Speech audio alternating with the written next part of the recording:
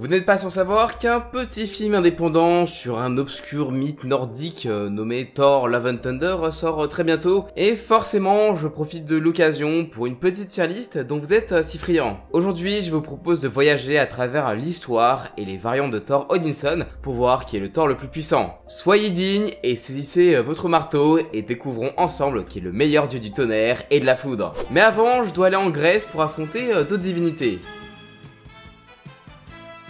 Je vois la maison du bélier. Je vais devoir sauver Athéna. Il faut la sauver.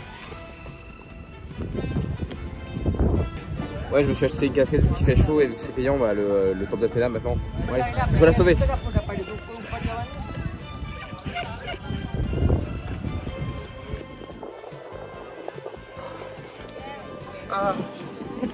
Ah. 10 000 marches pour sauver Athéna. 100 000 même.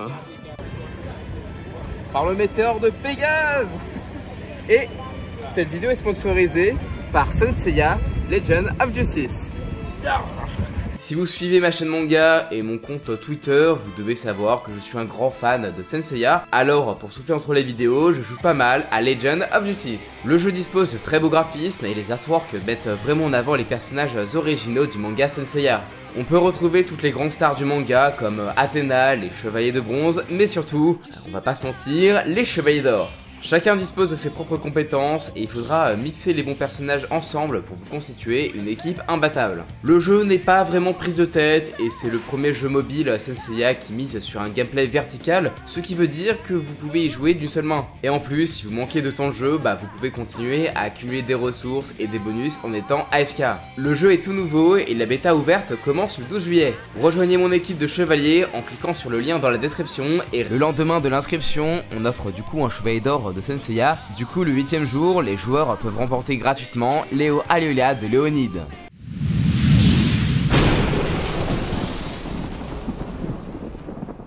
Forcément, avant de voir les plus vénères des versions de notre beau gosse Asgardien, faut bien commencer par le bas du panier avec un Thor indigne de Mjolnir. Durant les événements d'Original Sins où Thor a appris l'existence d'un 10e royaume secret qui était en guerre contre Asgard depuis des années, où était cachée sa sœur secrète Angela. D'ailleurs, c'est pas cool d'apprendre ça d'un œil géant.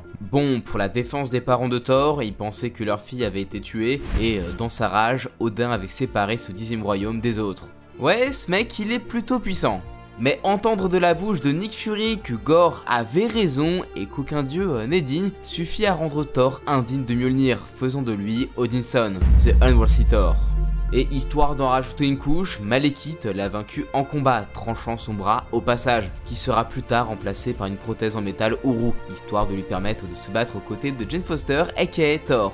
Alors même si par la suite il a mis la main sur une hache bien pétée, Yarnborn, il reste quand même plus faible qu'en Thor, et Odinson a carrément perdu contre le Hulk d'Amadeus Cho, pourtant bien plus faible que celui de Banner. Bon, c'était un peu de la ruse, ils étaient tous deux sous disque de contrôle, mais quand même. Et puis d'ailleurs en vrai, il reste quand même au-dessus de Young Thor, une version plus jeune et alternative, puisqu'avec ses années d'expérience, il contrôle toujours la foudre assez fort pour mettre à terme à un Loki avec le marteau, en plus de pouvoir enchanter sa hache pour trancher l'armure céleste d'Apocalypse.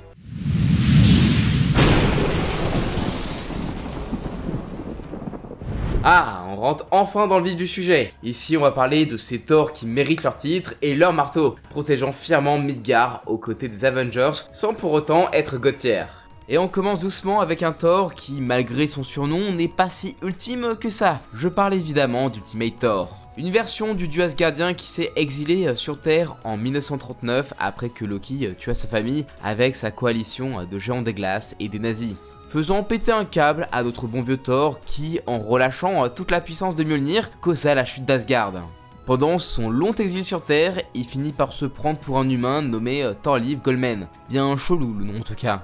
Cet humain, entre guillemets, suite à la manipulation de la réalité par Loki, n'avait pas de véritable pouvoir, mais un équipement de pointe recréant les pouvoirs du dieu nordique que Thorleif pensait à raison d'être.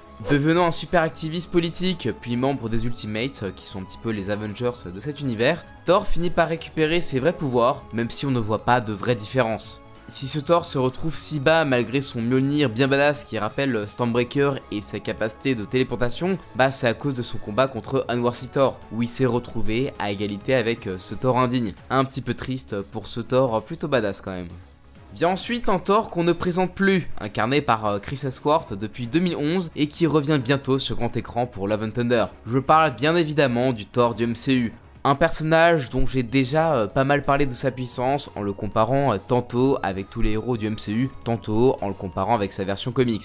Alors je vous épargne de vous rappeler tous ces feats que vous connaissez bien, mais rappelez-vous ces fights avec Hulk ou encore Thanos et son utilisation assez vénère des éclairs sur l'armée du Titan Fou avec Stormbreaker. Espérons voir encore plus d'exploits de puissance, encore plus dingues dans le prochain film, même si vous savez, avec les nerfs des persos dans le MCU, je doute que ça change grand chose à sa place dans cette tier list. Et forcément, pour faire mieux que la version cinématographique, il faut chercher dans le matériau source, et c'est là que l'on retrouve le puissant Thor Odinson de la Terre 616. Un Thor que vous connaissez plutôt bien aussi, après mes quelques vidéos sur lui, notamment celle où on l'a comparé justement avec sa version du MCU. Donc pareil, je vais pas vous refaire le speech, mais retenez que ce Thor surpuissant est capable de tanker une bombe anti-dieu créée par Gore, où le bougre a canalisé l'énergie de la bombe dans deux Mjolnir, absorbant son énergie, lui donnant un look un petit peu genre Venom-like quoi. Il a également assez de force et de vitesse pour foncer comme une balle sur le gros crâne de Galactus et de lui faire un joli pet au casque, et niveau force pure, bah il n'a rien à envier à Superman en étant capable de soulever 1 million de tonnes de roches pour les balancer sur le Destroyer. Ce qui est plutôt balèze quand même. Mais il existe encore plus balèze, et dans l'univers Marvel, vous savez comment on rend un perso encore plus balèze en lui balançant des rayons gamma dans la tronche bien sûr. Et c'est exactement ce que l'intelligentsia a fait à notre bon vieux Thor en balançant toute l'énergie gamma collectée par Red Hulk sur les Avengers, les X-Men, les 4 Fantastiques et même des civils, créant ainsi le Mighty Thor avec 2 R pour faire plus sauvage. Un Thor beaucoup plus vénère avec sa force augmentée lui permettant de péter la gueule au vrai Red Hulk ou de surpasser une horde de Red Hulk à coups d'éclair. Parce que oui, même sous cette forme un petit peu teubée et sauvage, il est toujours digne. Enfin, pas toujours, puisqu'il peut arriver que Mjolnir lui désobéisse s'il ose aller un petit peu trop loin. Ce qui pourrait expliquer qu'on ne l'ait pas vu se déchaîner pour de vrai comme un vrai Hulk qui se respecte. Et tant qu'on est là à parler de fusion de personnages, il est temps de parler de la fusion entre les univers DC et Marvel qui nous a donné du coup Thorion. Alors que le Ragnarok et les troupes d'Apocalypse faisaient rage sur New Asgard, Odin the Allfather changea son fils Loch-Dissad à Thanocide contre le marteau des anciens dieux avec lequel il ressuscita Thorion, fils de Thanocide qu'il éleva comme son fils. Cet échange scellant leur trêve ainsi que les géants prométhéens censés causer le Ragnarok, sauf que bon, Thanocide était pas super chaud pour tenir cette trêve bien longtemps et faisait de plus en plus avancer ses troupes. Troupes qui se faisaient allègrement péter la tronche par Thorion à chaque fois, ce qui finit à la longue par agacer Thanocide qui l'envoya Loch équipé du cube mère, un artefact surpuissant contenant l'essence de l'infini. Le genre de truc que même le puissant Thanocide ne peut pas tanker. Et pourtant, à l'aide de son marteau et de l'astroforce de celui-ci, Thorion empêcha le Ragnarok et survécut à l'explosion, devenant ainsi le Céleste. Un être cosmique à l'armure faite des géants prométhéens, ce qui est quand même plutôt stylé. Toujours dans les fusions, mais cette fois-ci purement Marvel, je vous propose un petit bijou associant armure qui claque et pouvoir divin, aka Iron Hammer, la fusion de Tony Stark et de Thor Odinson. Suite aux événements d'Infinity Wars où Gamora créait un monde où les différents personnages de la Terre 616 avaient fusionné, Stark Odinson était désormais le fils d'Howard Odin et demi-frère de Stein Odinson, car vous l'aurez compris, leur histoire aussi ont fusionné. On a donc un Stark qui, trop arrogant pour mériter l'armure des guerriers d'Asgard et trop méchant avec son demi-frère et sa nature en partie humaine, fut envoyé en exil sur Terre sans aucun souvenir de son véritable passé. Mais grâce à son intelligence et aux quelques restes innés de souvenirs de la technologie asgardienne, celui qui se faisait appeler Sigurd Stark devint en 5 ans l'une des plus grosses fortunes du monde. Mais après un mauvais voyage dans la toundra où une flèche empoisonnée d'elfe noir le toucha à la jambe, Stark fut kidnappé par Malekith, forcé à construire une arme. Évidemment, grâce à un pote de prison, il créa son armure, mi-techno, mi-runique, et vit son pote mourir sous ses yeux avant de tenter de le venger. Après quoi, il retourne sur Asgard, retrouve ses souvenirs et découvre que, oh, surprise, son frère est un traître qui travaille avec les elfes noirs. Stark les défonce, libère son peuple, garde sa mortalité et devint membre des Defenders. Non mais sans déconner, ce Iron Hammer est vraiment surpuissant. Genre en plus de défoncer Malekith pourtant équipé des 10 anneaux, il peut se téléporter grâce au Bifrost intégré à son armure, absorber l'énergie dans son armure ou son marteau, et il peut tanker des lasers des mecs comme US Archmage, fusion d'US Agent et de Mordo, ou du Soldier Suprême, fusion de Captain America et de Strange. Or, vous savez comment Strange, il est plutôt OP, et puis il a carrément buté Dormammu Red d'un seul coup de marteau, ce qui est quand même très impressionnant. Ouais, respect. Heureusement que cet univers existe toujours dans la pierre de l'âme. Allez, dernière fusion pour la route, mais pas des moindres, je vous présente cette fois-ci l'amalgame de deux mastodontes de DC et Marvel, Thor-El aka Superman fusionné avec Thor. Apparaissant uniquement dans le numéro 4 de Limited Access, ou Access, un numéro spécialement créé pour ce genre de crossover, fusionna plusieurs persos d'ici et Marvel afin de créer la X-League pour stopper le plan de domination multiverselle de Magneto et de Darkseid. On y découvre un Thor-El utilisant le Superman du Silver Age fait d'énergie, pouvant envoyer des décharges énergétiques assez vénères pour mettre à mal Magneto, et ne possédant qu'une seule faiblesse, un métal nommé la Nornonite, un métal qui n'existe que dans son imaginaire. Dommage qu'on n'ait pas vu ce perso, parce qu'en pensant au feat de Superman et de Thor combinés, on aurait un vrai monstre de puissance que peu de monde aurait eu les coronesses d'affronter.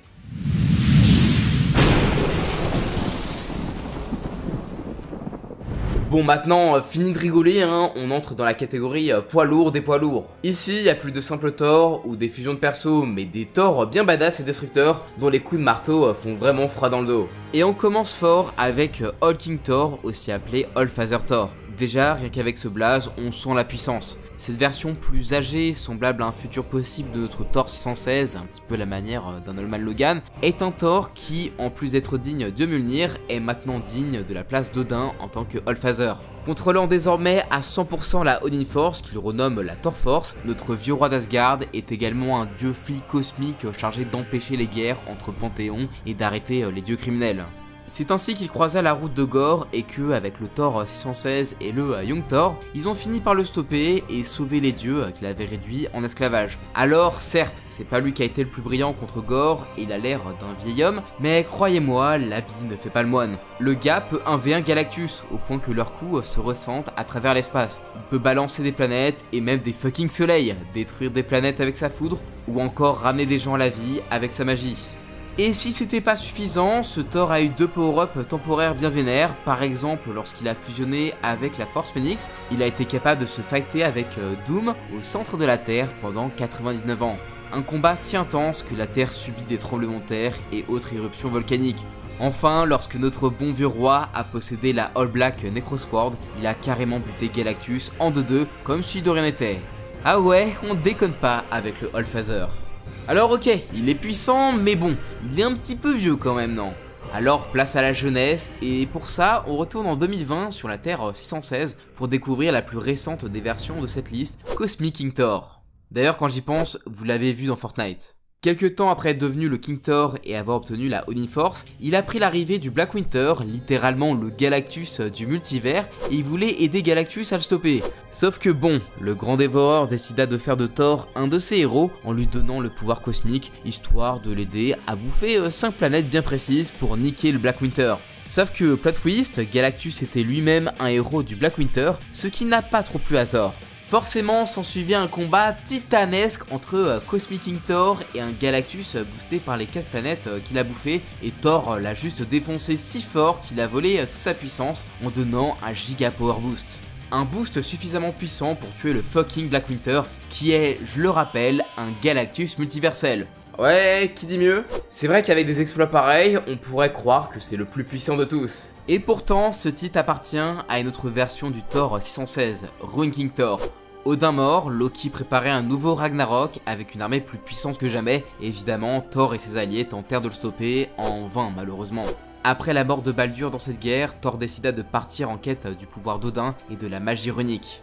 Pour cela, il sacrifia ses 2 yeux pour boire au puits de la sagesse. S'est pendu à l'une des branches d'Yggdrasil, l'arbre monde, pour en absorber les connaissances et a osé défier ceux assis au-dessus dans l'ombre que même Odin craignait. Avec ses nouveaux pouvoirs, Rune King Thor est capable de trucs surabusés comme faire un méga laser de Jotunheim à Valonheim, donc un blast dimensionnel en gros pour détruire le Valhalla d'un gros coup de laser giga mastoc en tout cas. De Hakai façon Beerus, un perso aussi puissant que Mangog, dont la force égale celle d'Odin, de décapiter un Loki boosté par les pouvoirs qu'il avait volés à Mangog justement, et enfin son feat le plus vénère, il a détruit la tapisserie du destin, une chose que même ceux assis au-dessus dans l'ombre ne pouvaient l'empêcher de faire. Un acte terrible mettant fin au cycle de Ragnarok et brisant Yggdrasil, l'arbre monde contenant des univers infinis. Et si vous vous demandez pourquoi il est au-dessus, bah regardez en fait ses exploits, bah il les a juste fait sans aucun effort, sans déployer toute sa puissance. Là où Cosmic King Thor a du tout donné contre Galactus, et il faut rappeler que ce Rune King Thor est bien plus sage, il sait tout, voit tout, et sa seule limite est celle qui ne peut pas modifier le passé. Un véritable monstre qui est inarrêtable.